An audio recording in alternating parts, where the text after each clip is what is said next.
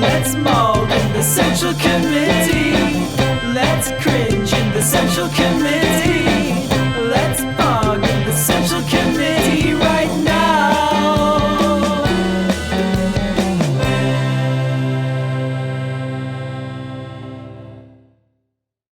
Let's get into it. All right, let's get into it. It's time for us to be honest about the Biden camps. The Biden border camps are disgusting. So for the longest time, and I've been tweeting about this for a little over a week. If you go to my Twitter account, I've been trying to get attention to this for a little over a week. But not only have there been tremendous increases in the number of children being detained, the conditions are deplorable. And not only are those conditions deplorable, we don't know what's going on there because Joe Biden, unlike Donald Trump, is not allowing any journalists to go. Did you know that? Joe Biden is not allowing any journalists to go. That is unbelievably disgusting. What are the conditions like? In short, we don't know. This is from the BBC last week. Journalists have not yet been permitted inside the camps since Joe Biden took office in January, although the White House says they will be. No one allowed inside? How is that acceptable? I would like someone, please, I'm sure some of you are libs out there. Some of you libs out there are defending Biden. Oh, Biden, you know, he just got in office. It's not his fault. But you have a problem. He's refusing to allow any transparency. This is going to be difficult to watch, but these are the Biden border camps. The Biden border camps now. You can't blame Trump anymore. This is active policy from Joe motherfucking Biden. Next here this evening to the worsening scene on our southern border. More than 1,500 unaccompanied minors now in federal custody, hundreds held for 10 days or longer. That's far longer than the legal time frame. And tonight, a first look inside one of the crowded facilities. This facility here in Donna, Texas, seen in a photo taken over the weekend and shared by Democratic Congressman Henry Cuellar. Journalists have not been allowed in. Tonight, the Biden administration still refusing to call this a crisis. Our Martha Raddatz asking the new Secretary of Homeland Security why wasn't there a plan for this coming into this administration. And our Cecilia Vega tonight right there on the border. What she witnessed firsthand, she reports now from McAllen, Texas tonight. Tonight, a first look inside this severely overcrowded tent facility on the southern border. The Biden administration not allowing journalists in, but these pictures taken over the weekend and released by Democratic Congressman Henry Cuellar show migrants, many of them unaccompanied minors, by the way, chat, on the floor. The only reason we know this is not journalists. A Democratic congressman went in and took photos. Does this look like they are socially distanced? They are there for some of them going on 2 weeks now. They don't have enough soap. They don't have enough access to food. They're sitting on concrete floors with thin pallets and Mylar blankets. Why are they Mylar blankets? Because they don't have laundry facilities. Cramped pods built to hold no more than 260 people. Instead, one housing more than 400 boys. The White House says they're working as quickly as possible to move these kids into shelters and homes, but the administration still refuses to call the situation a crisis. Children presenting at our border who are fleeing violence, who are fleeing prosecution, who are fleeing terrible situations is not a crisis. ABC News has learned that inside these facilities, not meant for kids, more than 8... I think what bothers me the most about this is we understood this was going to happen. Donald Trump was violating international law and turning away all asylum seekers. And Joe Biden made a promise. People are calling these child prisons, but you know, juvie in my hometown at least was much nicer and included good food and education options. This is pathetic. And I want to show you what Joe Biden, I got to show you what Joe Biden was saying during the campaign versus what he's doing now. And it is disgusting. 800 children have been held more than 10 days. That's more than 3 times longer than they're legally allowed to be there. Along the border, authorities say they've never seen anything like it. I'm out with deputies from Hidalgo County, Texas. Typically, they encounter about 30 migrants a day. But now we're getting 30 within 30 minutes. Wow. Pieces of their stories left all along these dusty roads. Little kids, teens. I mean, these are Yeah. This is The baby's clothes. what a 2-year-old, 3-year-old. 3-year-old. And just a few feet away, It's a baby carrier. they take me to a popular arrival spot called El Rincon, the corner, right on the edge of the Rio Grande. Undated cell phone video posted earlier this month by Congressman Cuellar show rafts filled with migrants. So this is the river. The raft pulls up right here. This is their first foot on U.S. soil. Is there anything that's going to stop this? I hope there is. I don't know what it is. There's got to be a better way. Unlike Trump, the Biden administration is not sending unaccompanied minors back across the border alone. Critics say the White House moved so quickly to overturn Trump's hardline immigration policies that they failed to put a plan in place to handle the migrant surge that followed. Our Martha Raddatz pressing Homeland Security Secretary Alejandro Mayorkas. Why were you not prepared for this? Martha, let me be clear. We have seen large numbers of migration in the past. We know how to address it. We have a plan. We are executing on our plan, and we will succeed. But the reality on the ground, political upheaval, and crime, a terrible hurricane season, has migrants hoping the new president will welcome them.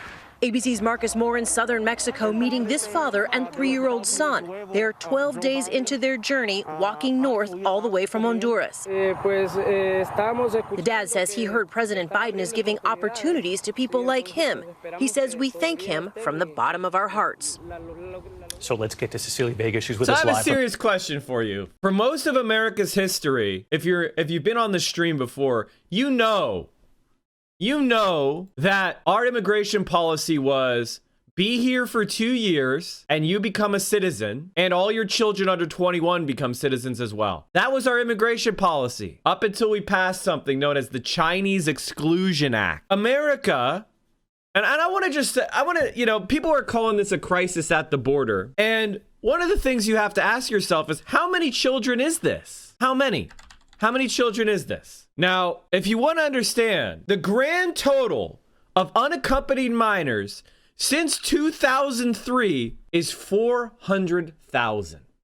Now, that's a lot. That's a lot of unaccompanied kids. But I want to show you, do you know what the population of the United States is? 328 million.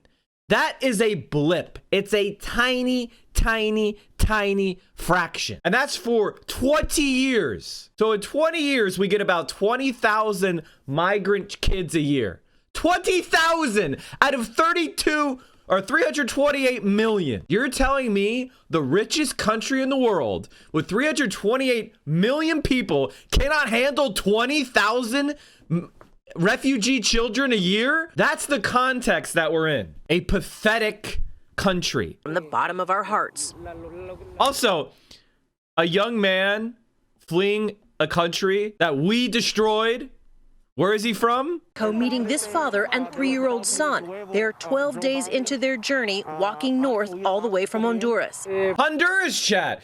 If you've been watching this stream for 2 weeks, you've heard of Honduras. What happened in Honduras, chat? What did Barack Obama do in 2009 in Honduras?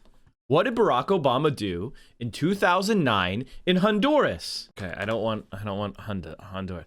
The 2009 Honduran coup d'etat. The 2009 Honduran coup d'etat, part of the 2009 Honduran constitutional crisis, occurred when the Honduran army on 28 June 2009 followed orders from the Honduran Supreme Court to oust President Manuel Zelaya and send him into exile. Question for you. You know this if you've been watching the stream, but we're going to keep reminding new people as they come in. What were the politics of Manuel Zelaya before they did the coup d'etat? Was he a right-winger?